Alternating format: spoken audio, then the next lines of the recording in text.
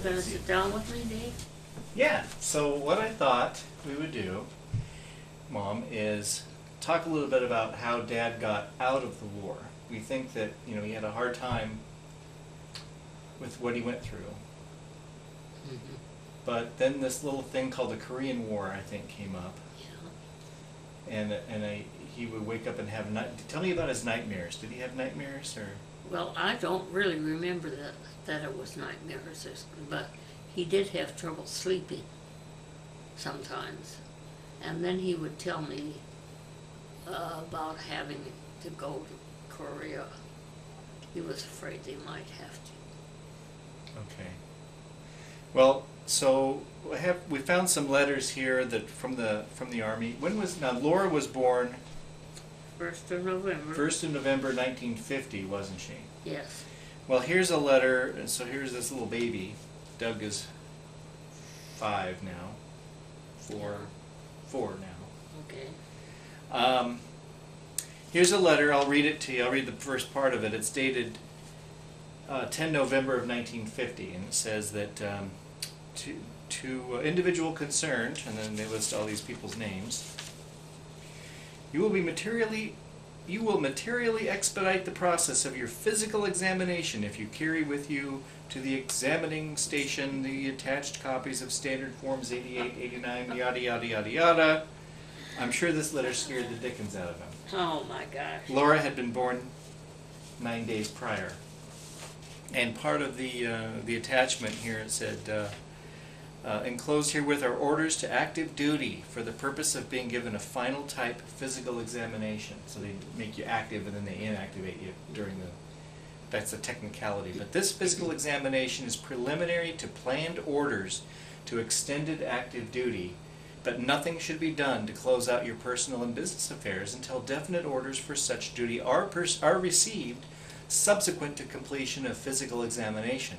Well, that's good of them. If ordered to active duty, you will be given a minimum of 30 days for settlement of private affairs, unless you request to agree that you be ordered to duty at an earlier date. Oh yeah. You are encouraged to so volunteer, since officers are needed now. Please write this headquarters promptly if you can report on shorter notice. And then there's some details about where if your address has changed. An officer, it says at one point here, it says an officer with 4 or more dependents may be exempted from orders to active duty under this program. Dependents are defined as lawful wife, legitimate children, and dependent parents. The parent must have in fact been dependent on the officers for at least 50%, yada yada yada.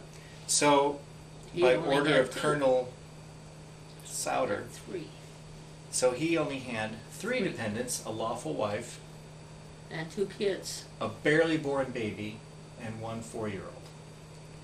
Well, so he must have been pretty nervous about that. Oh, it just shook him up, yeah. Yeah. So that was 10 November. But he figured out what he was going to do. Okay. Well, that's, so 13 February of 1951, then just a few months later, he gets more explicit directions telling him where to report in Spokane. And so it says here, so another letter came. Okay, so then how is he going to handle that, Mom? I mean... Oh, I don't know. He knew he had to go to Spokane. Okay. And I think he had in mind what he was going to do. Like, tell the doctor what he had been through and that he had just a brand new baby. Mm-hmm. And work on his, what you call it. Now, according to his discharge papers, he had back in 1945, he had an ASR rating of 80, which, as I understand, was just about 1 or 2 short. About 5 short of not having to go back to active duty. Yeah. I'm not sure of all the details there, but it sounds like that. So he could have really been called back to Korea, couldn't he have? Yes, he could have. But he would just he could hardly face the fact that he would have to go back. Mm-hmm. Having been through one invasion. Sure. Okay. Well, so then we found these papers. Apparently he did go to Spokane. Yes, he And did. so he got in his uniform and. I Where guess. did you live at the time? Dayton. Dayton, okay. And you had bought a house? So you're living in this house in Dayton. He flies up to Spokane. Yeah. So here's a letter. I want you to read this to me. This was dated March 7th of 1951. Okay, so after Okay. that second letter he got, they went up and he did report to Spokane. This was Dear written. Mr. Marshall, Right. according to your physical examination worksheet, you are disqualified for the following reason. Abnormal EKG with indication of defect in conduction over ventricular surface. Elevations ST might suggest myocardial Ischemia. Myocardial ischemia. and underlined right next to it says probably heart disease. And then the doctor's name here. Okay. So even though didn't never hear stories that he had heart disease. No, he didn't. Okay. He didn't have heart disease. He went to the doctor though to make sure that he was okay. So this was what he thought how he thought he was gonna get out doing that. Okay. Tell him that he had enough. I wanna go home. So he probably told him about the fact that he had this new baby and Oh yeah, I think so. what else he'd been through in the war and. I'll bet that was it.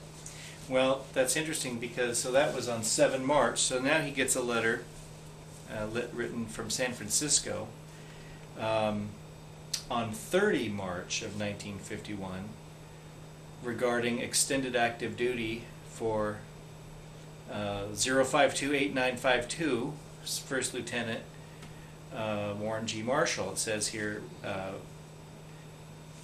records of this headquarters indicate that the above-named officer was considered for recall to active duty by your headquarters and that standard forms 88 and 89 were subsequently submitted, if you remember those. They were asking for that form. The present quota for recall to active duty for officers of his branch has been filled. Officer was not considered for recall under the current or prior recall program for the following reasons. And it says physically disqualified. So that's the letter that got him out. In the event further action quotas are received, this officer may be considered for recall, providing he at that time meets the recall criteria. It is requested that officer be so advised of his status by command of Lieutenant General Wedemeyer. So that was it, wasn't it? Yeah. Was there any other reserve? Was he in reserves or anything for after that? Well, he was in the reserves until this happened. So this is the end of the reserves. Uh-huh. I think so. But I just remember how he took all of that, having the idea of having to go back was just more than he could handle. Mm-hmm. Remember,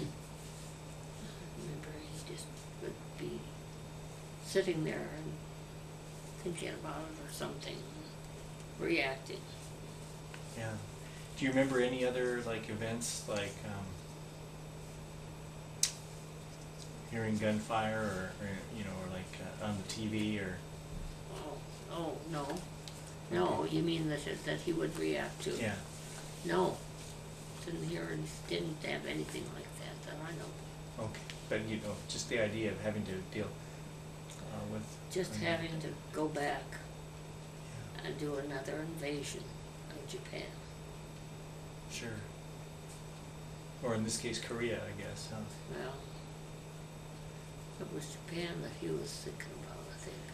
Yeah, that's another part of this, is that because of the bomb, Yeah, we didn't they have didn't to. have to remobilize those from the ETO, the European Theater of Operation.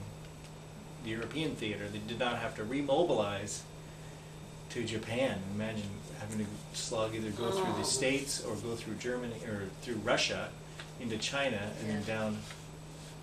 What a deal that would have been. That would have. That would have taken a lot of them out too. Mhm.